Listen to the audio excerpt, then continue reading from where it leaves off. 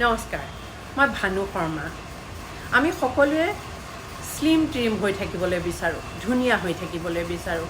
তাৰ কাৰণে আমি বহুত চেষ্টা কৰোঁ, কিন্তু কেতিয়াবা আমি নোৱাৰোঁ, মানে আকৌ বাঢ়ি যায়, আকৌ শকত হৈ যাওঁ। কি কৰোঁ? কোনো ধৰণৰ উপায় নাপাওঁ। তেতিয়া আমি কিবা এটাতো কৰিবই লাগিব। তাৰ কাৰণে মই এটা উপায় আগবঢ়াইছোঁ।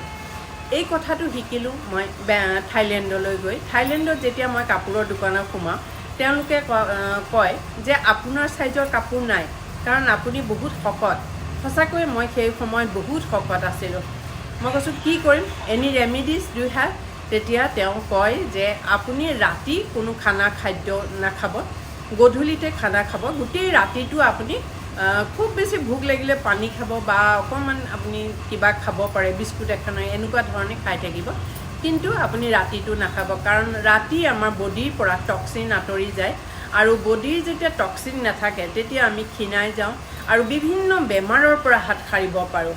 আৰু সেয়াই মই আৰম্ভ কৰি দিলোঁ। সঁচাকৈ মই আগতকৈ যথেষ্ট কমিছোঁ, আৰু ৰাতি মই ভাত নাখাওঁ। আৰু এতিয়া ছজিনাৰ পাত মই চাহ কৰি খাওঁ, দাইলত দি পেলাই খাওঁ, ছজিনাৰ বিভিন্ন পাচলি কৰি খাওঁ। ইও আমাৰ বডিৰ পৰা টক্সিন আঁতৰোৱাত সহায় কৰে। ছালৰ যিবোৰ আমাৰ ব্লাডত টক্সিন থাকে সেয়া নাশ কৰে, আৰু আমাৰ শৰীৰৰ ভিতৰত ক্ষীণোৱাত যথেষ্ট সহায় কৰে।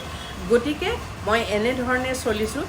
আশা কৰিছোঁ আপুনি এবাৰ চেষ্টা কৰি চাওক, নিশ্চয় আপুনি ক্ষীণাব পাৰিব। Thank U.